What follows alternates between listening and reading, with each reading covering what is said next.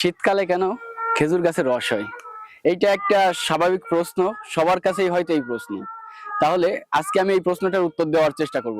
দেখতে পাচ্ছেন একটি খেজুর গাছের নিচে দাঁড়িয়ে আছি এবং গাছটিতে কাটা আছে, একটি ঠিলে পাতা আছে রস সংগ্রহ করার জন্য, খেজুরের রস। তো খেজুর গাছের এবং সব ধরনের গাছেই দুই প্রকার টিস্যু থাকে পরিবহন তন্ত্রের জন্য। আমাদের যেমন শিরা এবং ধমনী আছে, গাছের হচ্ছে জাইলেম আছে এবং ফ্লোয়েম আছে।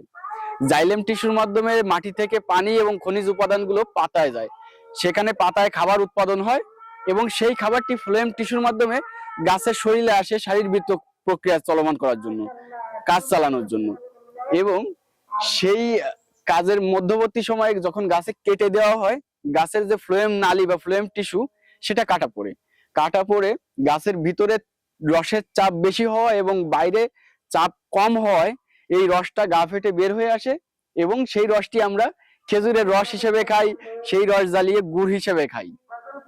তো এবার হচ্ছে কেন শীতকালে কেন খেজুর গাছের রস হয়, গরমকালে কি হতে পারতো না? হ্যাঁ, হতে পারতো, গরমকালেও গাছের রস হয় কিন্তু পরিমাণে কম।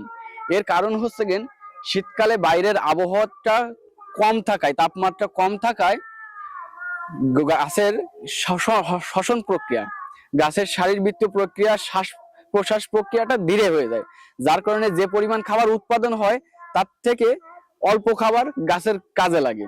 সুতরাং অতিরিক্ত খাবার জমা হতে থাকে এবং সেই খাবারটা আমরা রস হিসেবে সংগ্রহ করে নিই। কিন্তু গরমকালে দিলেও সেটা হইতো, আমরা রস পেতাম কিন্তু পরিমাণে কম। এবং এইটা একটা সম্পূর্ণ প্রাকৃতিক এবং বহুকাল ধরে মানুষ করে আসছে। এর মাধ্যমে গাছের কষ্ট পায় ঠিকই, তবে সেই কষ্টের মাধ্যমে আমরা কিন্তু আমাদের অতি প্রিয় খাবার, মিষ্টি জাতীয় খাবারগুলো পেয়ে থাকি। এবং এইটা গাছের, খেজুর গাছের যে রসটা থাকে এর গ্লুকোজ বা শর্করার নামগুলো হচ্ছে কিন্তু সুক্রোজ, ফ্রুক্টোজ, ল্যাকটোজ এবং বিভিন্ন ধরনের শর্করা এবং মিনারেল দিয়ে পরিপূর্ণ থাকে।